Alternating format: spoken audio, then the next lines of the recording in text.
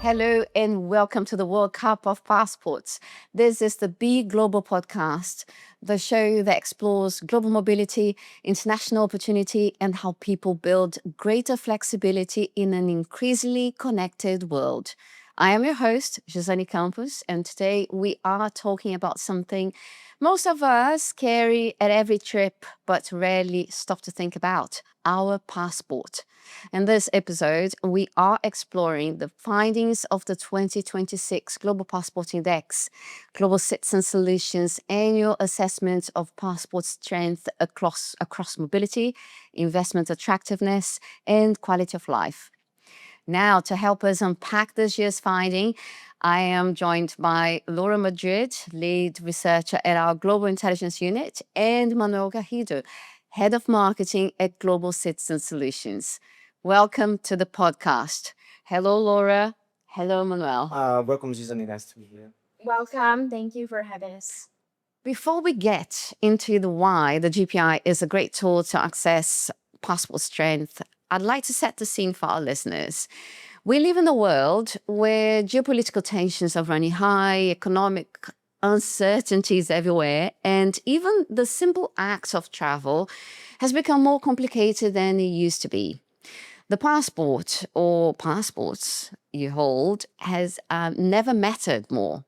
So whether you are an investor, an advisor, or simply interested in global mobility, this episode is for you. Right, so let's dive into how the Global Passport Index works. Sometimes we call it GPI here, okay, just to keep it shorter. I'd like to speak to Manuel first. So Manuel, before we get into the numbers, the GPI is not just a visa-free country count. And I think that distinction really matters. What does it actually measure? I think that to answer that, we need to go back when we first started thinking about creating our own passport index. At that time, there were, of course, already passport index in the market, but most of them were focused almost only on mobility, which is basically how many countries you can visit without a visa. And of course, that's important. But at Global Citizen Solutions, we were speaking every day with clients who are looking for a second passport. And the questions were never only about travel. So they were asking things like, where can I live with my family and have a better quality of life? Where can my children study? Where can I invest? Where is there more stability? What kind of future does this country offer? So we looked at the existing rankings at that time, and we felt that they didn't have like a fully representation of the real power of a passport. They were showing one angle, but not the full picture. So the Global Passport Index looks at a passport strength through three different dimensions: mobility, investment attractiveness, and quality of life. So yes, of course, mobility is still a very important part of the ranking, and it has the biggest weight, 50%. But we don't look only at how many countries you can enter without a visa. We also look at the quality and the value of the access. For example, access to countries with a higher quality of life counts more than access to destinations that may be less relevant for travel or business or relocation. And also the type of visa that you can get, of course, could be a visa on arrival or electronic travel authorization, or it's just plainly visa free. So we weight different each kind of visa as well. So the idea here is not only ask how many places can this passport take me, it's also how useful is that access in real life. Then we have the investment attractiveness, which represents 50% of the index. Here, we look at the economic side of the country behind the passport. Things like income levels, innovation, tax environment, and economic competitiveness. So if you have this passport, let's put it this way, and decide to live, invest, or do business there, what kind of economic environment would you be entering? And finally, we have the third dimension, quality of life. This is also 25% of the weight. This looks at things like freedom of speech, freedom of for the media, sustainability, environmental performance, and the overall living standards, like cost of living, for instance. Does it have like a high cost of living, as a low, medium? So in the end, the index is not only measuring travel freedom, it's also trying to give you a more complete view of what a passport can actually offer to a person or to a family. So, Manuel, that three-dimensional approach is quite deliberate on Global Citizen Solutions' part, I guess. Yeah, exactly. So, why did your team decided that a single visa count ranking wasn't enough?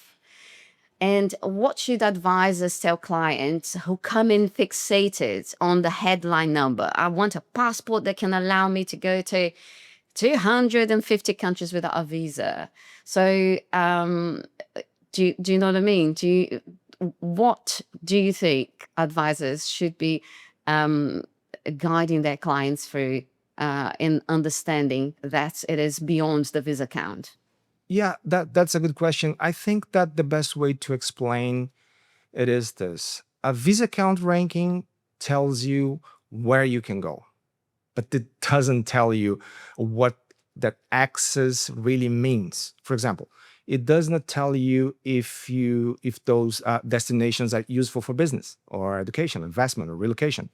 And it also doesn't tell you much about the country behind the passport. For many clients that we have here, especially families and investors, a passport is not just about travel. They're looking for a second passport for them because they want options. So, where could my children study? Where could we live in the future? So, if someone only looks at the number of visa-free destination, of course, they may miss the bigger picture. That's why we built the Global Passport Index around mobility, investment, attractiveness, and also quality of life, because we think that those are the areas that usually matter most when people are making real life decisions. And for us as advisors, I think that the important thing here is, and for anyone looking into the numbers, is don't stop at the headline number. Okay, use it as a starting point, but then look deeper. The real value of a passport, we think, is not only how many doors it opens, but also what kind of doors they are.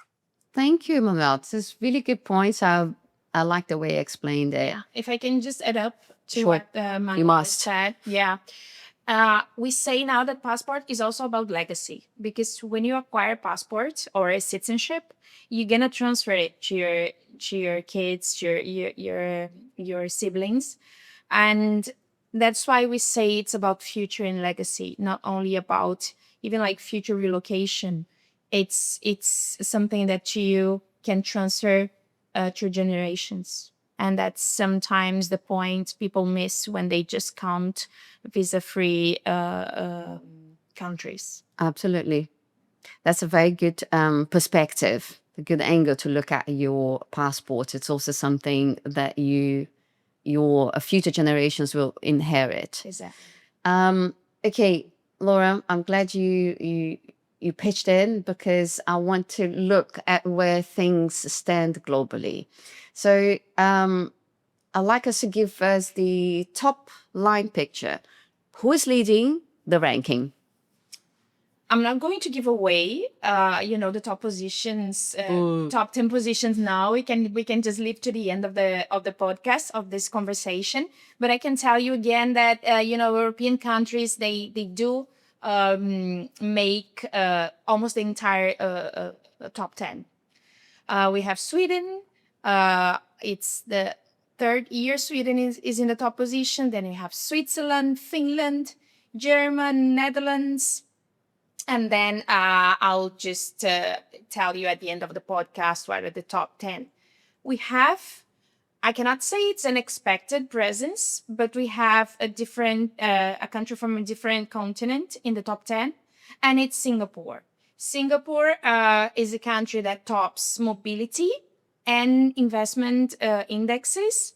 It doesn't do that well in quality of life, but it managed to get to the top 10 in 2026. It's a very, very strong passport, especially for investment. The country has been working in bilateral agreements to improve their mobility in their passport, and it is in the top 10. And what I can say as a general takeaway for this passport index is the top 10 is very compressed. We have only 3 points in score difference from the top 1 to the top 10th position. So our countries that score really well across all dimensions. And the other takeaway I can tell you for start this conversation is that the gap between the top passports and the bottom passports is widening because of the geopolitical turbulences, lack of reciprocity in bilateral agreements for visa-free, and other reasons. So having a strong passport is even more important and more relevant nowadays. Absolutely. And I can't believe we haven't mentioned that yet. And it's quite important. So we are recording this podcast right in the thick of the 2026 World Cup. So passports, flags, and countries are more than relevant. It's in our faces. We're watching it and almost every day. So, and now we're going to talk about Sweden, who qualifies to the World Cup, but I'm not going to give you spoilers in case I don't know where we are right now. So, but let's talk about Sweden as the top passport of our Global Passport Index. So the great thing is, Sweden hasn't won a World Cup yet, but it has won the top position in our passport index for 3 consecutive years. And I imagine most people would assume it's because the Swedish passport holders can travel everywhere. But I want to hear from the person behind the numbers. So what is actually driving Sweden to the top of our cup of passports? Yeah, because our passport index is championship as well. Every year we just wait to see the data and the numbers to check if the top position has moved and how countries have evolved. But when you talk about Sweden, we can say that Sweden is a country that does its homework in every single dimension of the passport index, especially, of course, quality of life. It's a country that have this robust welfare state, is a country that offers good services. So that's why in quality of life, the country is in the top position, the second position, sorry. And also in investment is a country that has invested a lot in technology. So it doesn't mean that you have to be in the top positions in enhanced mobility to have the strongest passport. It all depends on the composite of the GPI, as Neka was explaining, the dimensions. And usually the top positions are held by countries that are that score well across all dimensions. Okay. So in layman's term, it is, some people might not know what composite is, like me, but it's basically a combination. You need to do well, relatively well, in those 3 pillars. Exactly. And then the final number will be, if I mark well in those 3 pillars, I will certainly be on the top. But if one of those pillars is not doing so well, that will still get me a place amongst the best, such as Singapore. Exactly. Example. Exactly. Okay. This is the perfect example. Okay. Singapore is top 10. It doesn't do that well in quality of life, but it's very strong on the other dimensions of the passport index. Great. Thank you. Manuel, I want your take on Sweden's story. It's balance over any single dimension. And that sounds like exactly the message you'd want to bring to clients who are obsessing over visa-free counts. What are the 3 structural findings from the 2026 data that you think every advisor needs to have at their fingertips? Gizane, I would highlight 3 points here. The first one is that the global mobility gap is getting bigger, not smaller. This is one thing. So if you look at the difference between a top passport like Sweden and a passport at the bottom of the ranking, like, I don't know, Afghanistan, that gap has grown every year since 2021. So we are not seeing a system here where weaker passports are catching up. In many cases, the strongest passports are getting stronger, while the weakest passports, of course, are losing ground. So this is one thing. So the second thing is about, as Laura mentioned, reciprocity. People often assume that visa-free access works both ways, but in reality, that is not always the case. In fact, in 2026, less than 40% of the visa relationships are equal, are mutual. So one country may allow citizens for another country to enter visa-free, but that access may not be returned in the same way. And this usually benefits, of course, wealthier and more stable countries. They tend to give each other more access while keeping more restrictions for other parts of the world. And this helps explain why mobility planning has become so important. People are not only thinking about where they can travel today, but also about how secure and flexible their access will be in the future. And the third point is that mobility is still the main factor that defines the global passport hierarchy, of course, but it's not the only thing that matters. If someone is thinking about relocation, family planning, education, investment, long-term security, then maybe the other dimensions become very important too. That's why we always say to our clients, oh, mobility may open the door, but of course, investment, attractiveness, and quality of life help you understand what is behind that door. Okay, Manuel, and I think that hardening divide is striking. And you also mentioned the Gulf. The UAE is one of the countries that seems to be actively defying that trend. So I'd like to ask Laura. Laura, what is happening here with the UAE? Yeah, it's Neka was just saying that less than 40% of the relationships between countries are reciprocal or mutual nowadays. But the UAE is the exception that confirms the norm. The country has been working on establishing bilateral agreements and participating in mobility blocks, and it has actually improved a lot the mobility dimension of their passport. They were in the 26th position in 2021 in mobility, and now they are the third more mobile passport, or the passport that is strongest in the mobility dimension. And it's directly related to this engineering of bilateral agreements and diplomacy that the country has been building with other countries.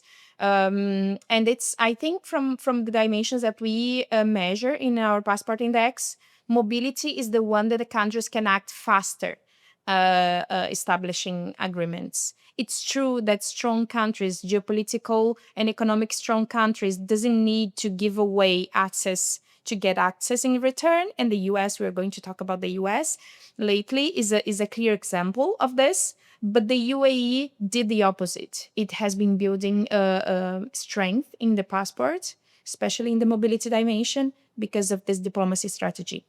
And other countries in the Gulf region also have been improving their GPI ranking overall, like Saudi Arabia, and then we talk about investment dimension as well. Qatar and Bahrain are rising too.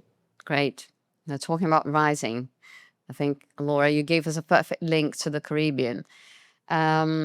Also, because that's another example of how deliberate policy choices can translate into stronger passport performances. Give us a bit of an overlook on how the Caribbean passports are faring in the Global Passport Index.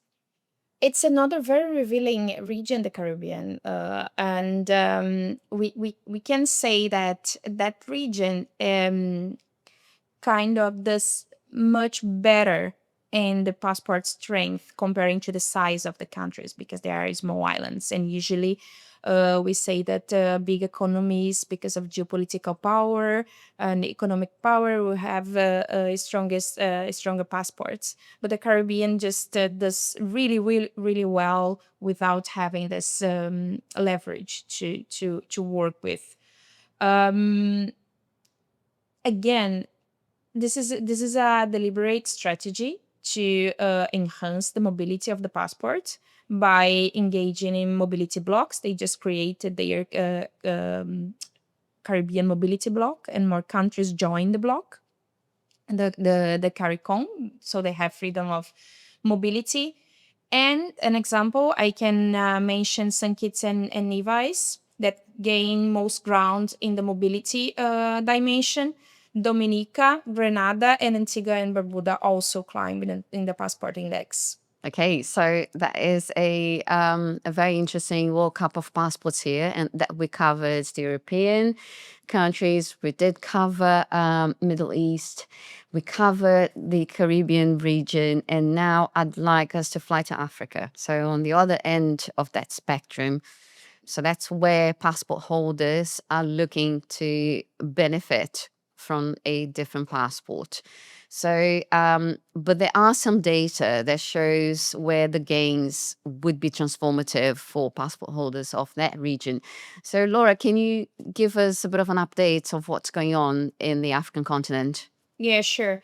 Africa is a clear case where nationals from most states would benefit from having an option in terms of passports. Of course, we have countries like Mauritius and Seychelles that have, let's say, middle tier passports in terms of strength. But it's a region that the wealth in Africa is growing a lot. The predictions for wealth improving in Africa are very exciting for the next decade.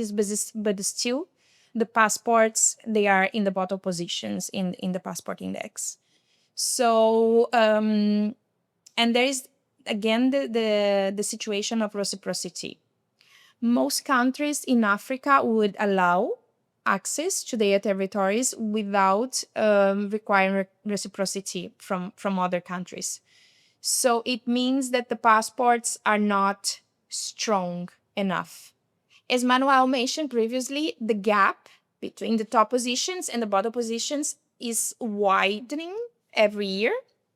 So we can say that Africa is a region that is in the growing necessity of improving the strength of their passport. And on the other hand, they don't have access to some of the most desirable territories. So they will always require a visa to travel, or they will be imposed restrictions from countries when they want to travel. Now, yeah, the US. I have to say, when I first saw this data, I did a double take. The United States. I'm not going to say anything else. I'm going to be very cryptic here. But Laura, you set the scene. Yeah, sure. And everybody, when we analyze the data from 2021 to 2026, we can see that the United States is in a kind of sharp decline in the passport strength. By 2026, it has fallen 12 positions in the overall score. And this represents the steepest decline from G7 countries. Wow. The decline of the US is basically related to the mobility dimension of the passport. We know that some countries have been imposing restrictions or visa to the US, reciprocating restrictions that the US is imposing to those countries. And we have Brazil and China as the examples of this visa requirements that have been imposed. The dimension that the US still does really well is investment. So we can explain or justify the decline in the overall index for the United States on mobility and quality of life rankings. Cost of living is growing in the US. You have the sentiment, a sentiment of frustration in for different reasons, and people are talking more about having optionality when you talk about American citizens or having a second passport. Most of them have ancestry rights to a second passport. They are looking at investment migration and other forms of acquiring residency and citizenship everywhere. Because it's true that the country still holds a very strong passport, but it has declined in the 5 years that we are observing or analyzing numbers. Another relevant point about the US passport is that the US holds the highest reciprocity balance in the world. So American citizens will receive on average far more openness when they travel abroad than any foreign national receives when attempting to get into the United States. No other passport generates this one-way privilege as the US passport. So in this perspective, the US passport is still very strong. The US imposes restrictions to 48 countries now that nationals from those countries cannot access the US, and still their nationals experience openness everywhere. Laura, this is a very relevant point here, and very interesting to analyze it, because it is a passport. Even though it declined so much, there is a a privilege that, even with all the reciprocity of other countries and restricting, it's not even about restricting, it's about how Americans are perceived, received well abroad in comparison to what is happening now when you arrive at that country. So I like to explore a bit more on the US, and I want to speak to Manuel about it. So Brazil invoked the reciprocity principle explicitly. China is systematically excluding the US while opening to everyone else. So I'd like to ask Manuel, do you think this is this bureaucratic friction piling up, or does the data suggest something more deliberate is happening? I think it's a bit of both. Some changes that we see, of course, they are more technical. For example, when the EU introduces new systems for non-EU nationals, that is more like a structural change. It applies broadly. It's not necessarily aimed to one specific country.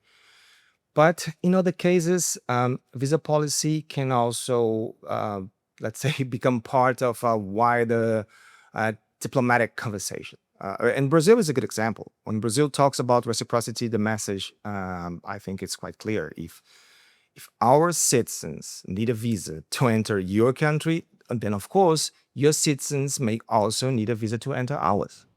I mean, that doesn't mean it is aggressive.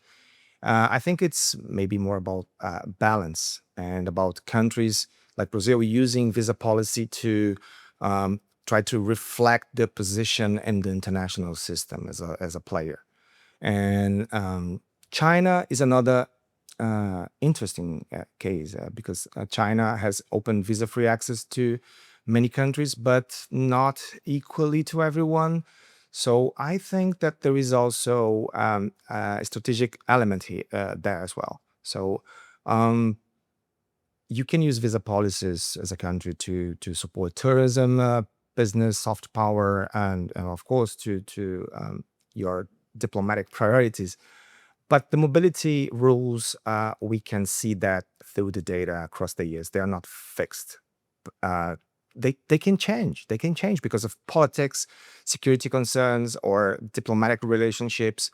So I would not say that it's only bureaucracy, of course. There is probably more intention behind some of those decisions. That's one reason why more and more American clients are, and also clients from other countries, are thinking about long-term mobility planning. They want more options, they want more flexibility, and of course, they want less dependence on just one single passport. Manuel, I think we need now to analyze not only the global passport index per se, but how its findings impact the investment migration markets, because where we see that a market where 4 billion people carry passports scoring below 50, where the US, the world's largest wealth market, is on a 5-year downward trajectory, and where bilateral agreements that took decades to build are being reversed in months. So what does the 2026 GPI tell the investment migration market? I think, Gizane, it tells the market that the value of investment migration, for us at least, is becoming much easier to explain to people. And it's much easier to of course, prove with data. For a long time, people in this industry talk about mobility in a very general way. But the Global Passport Index helps us to show that this mobility premium access is real. It can be measured. And mobility is still one of the, as I said, the strongest factor in the Global Passport hierarchy. So when clients invest in a second citizenship to get better access, they are not just, let's say, buying convenience. Of course, they are investing in one of the most important variables that defines a passport strength. And the other important point here is, I think, is the size of the market. If we look at only high net worth individuals, let's say, the numbers are already very clear. India's high net worth individual population, for example, grew by 5.6% in 2024. And the country has thousands of ultra high net worth individuals holding hundreds of billions of dollars in wealth. And also across Africa, we see a large growing wealth market with millionaires concentrated in countries like South Africa, Egypt, Morocco, Nigeria, Kenya. So the opportunity is not just like a hard guess for this market. It's not just based on what we feel in the market. The Global Passport Index data gives us this stronger data foundation to explain the scale of this demand for a second passport. It shows where mobility gaps exist, where wealth is growing, and where people may have like a clear reason to look for a stronger passport and to look for a second citizenship. But the story you've been telling us here is that needs a better passport story, right? But the American story is a bit different, isn't it? Yeah. Of course, the American passport situation, it's very different, as Laura mentioned, and I think this is one of the most important points in this report. Many clients from emerging markets are looking for a stronger passport because the current passport limits them. They want better access, more freedom, more options for the family. But the American clients, they're not in the same position. They don't have this same need. Of course, the U.S. passport is still one of the most powerful and economically privileged passports in the world. So for Americans, this is not usually about escaping a weak passport. It's more about planning ahead. So the United States is the largest wealth market in the world. We know that. Millions of high net worth individuals, very, very large share of the world's centimillionaires and billionaires. But at the same time, the US passport has been on this downward trajectory for 5 consecutive years, as Laura mentioned. So American clients are increasingly looking at a second passport as a form of insurance. They want optionality. They want relocation flexibility. So they want a plan B for the family. That's what they want. And in some cases, they want to protect their global access before things become more difficult. So many emerging market clients need a better passport. I would say that many American clients, they want a second passport as definitely as a plan B. Okay, thank you. Yes, the plan B, the big word that I wanted to explore here. Laura, Manuel talks about insurance, plan B, and that brings me to something I'd like to push on. So if someone acquires a Caribbean or an European citizenship today, is the value of that document fixed, or can it grow Or can it shrink after Yes. acquisition? Absolutely can change. And as you said, in both directions. I just mentioned the UAE case that the passport has climbed 23 positions in the mobility ranking. We have the Caribbean islands that have been improving over the years in the passport index. Also, some Eastern European countries, when they get access to the EU, their mobility, the mobility dimension of their passport has increased from one year to the other because you get access to a mobility block. But we have also countries that have lost power in their passport, and the US is the clear example we gave. It's the country that has the biggest decline in G7 economies, as I mentioned. So in our index, in our composite, the structure that we have for our passport index, state policy, diplomacy, and even how state influences in quality of life indicators and investment indicators will affect the strength of the passport. Of course, we know that European passports will always be strong as long as we have the European Union as a strong mobility bloc. The US has lost strength, but is a strong passport. And when you talk about reciprocity, is the strongest passport. But it's not a fixed measure. It's an evolution. We have to analyze the evolution of the countries over the years. Right. So if you've been listening to us or watching on our YouTube channel, you probably want to know who are the top 10 passports in our ranking of global passports. And I'm going to give this word, I'm going to give the word to Laura now. Okay, sure. Let's blow the drums. Yeah. Go, Laura. I'll start by a country that I already mentioned. In the 10th position, we have Singapore, and Singapore is first in investment and enhanced mobility index.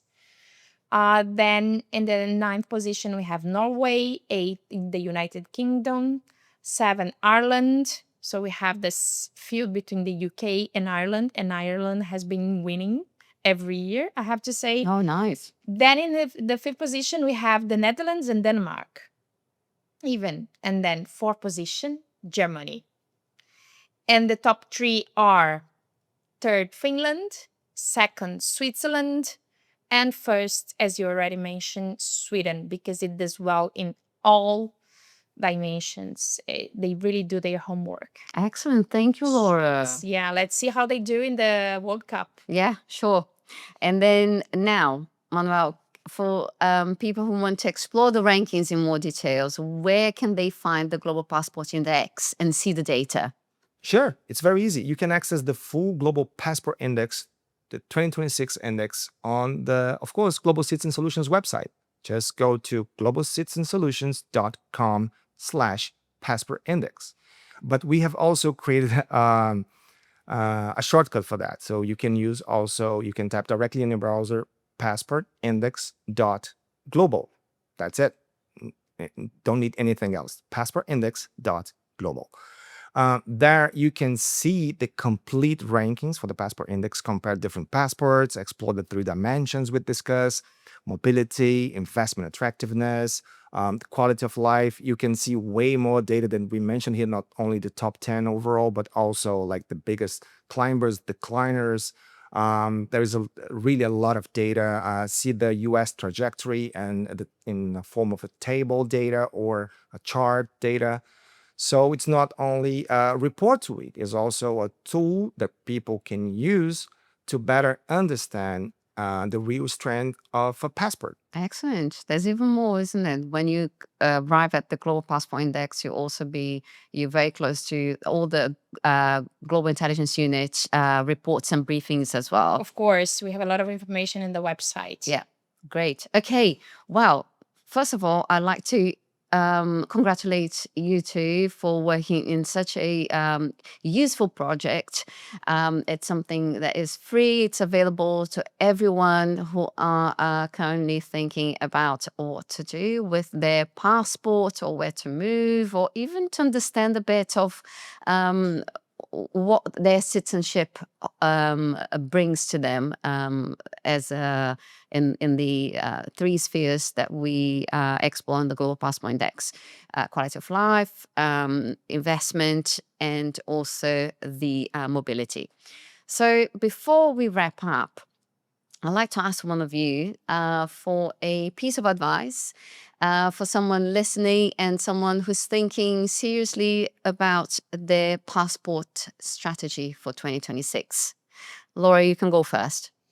I think anyone that is thinking about having this strategy as a tool, like having a second passport or even having a second residency and then applying through citizenship through naturalization, for instance, need to think in long term. As we said in the beginning of the podcast, passport or citizenship is a legacy.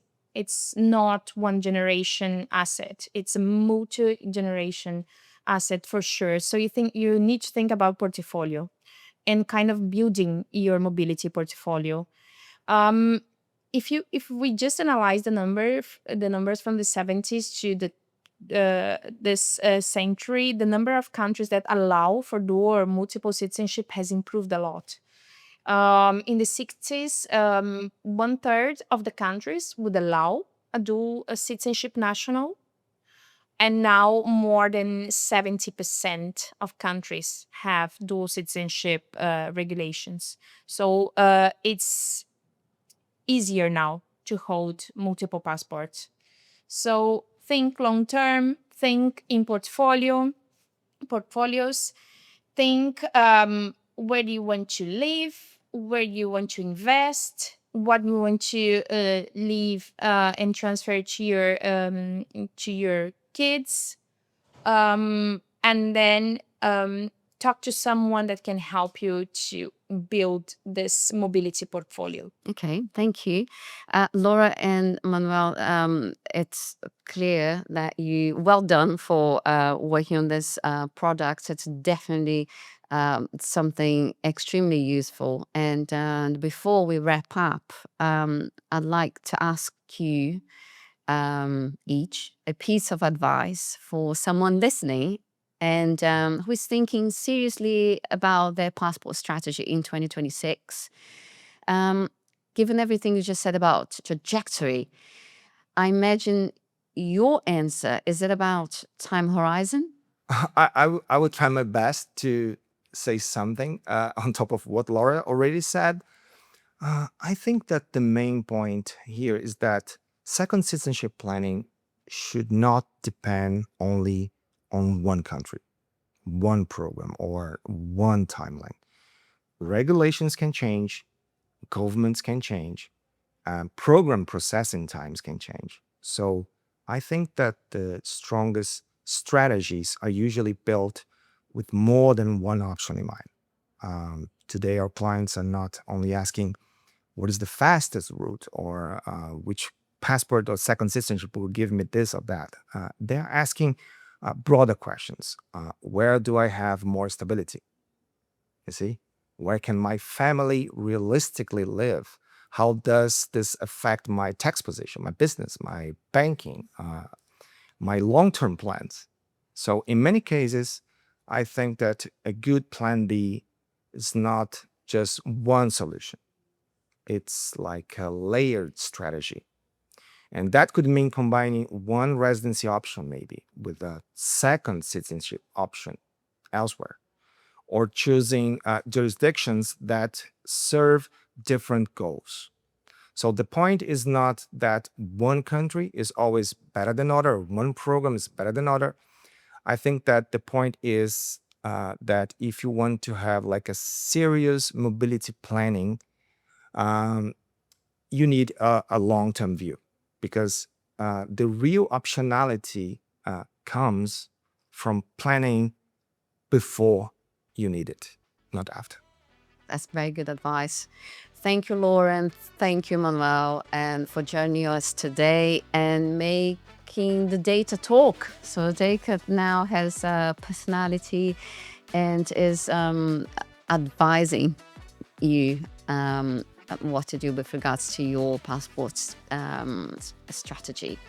So now, to everyone listening, check the show notes for the full 2026 Global Passport Index. And if this episode gave you something to think about, please subscribe and share it with someone who needs to hear, who should hear it, and leave us a review. So until next time, this was BeGlobal Podcast.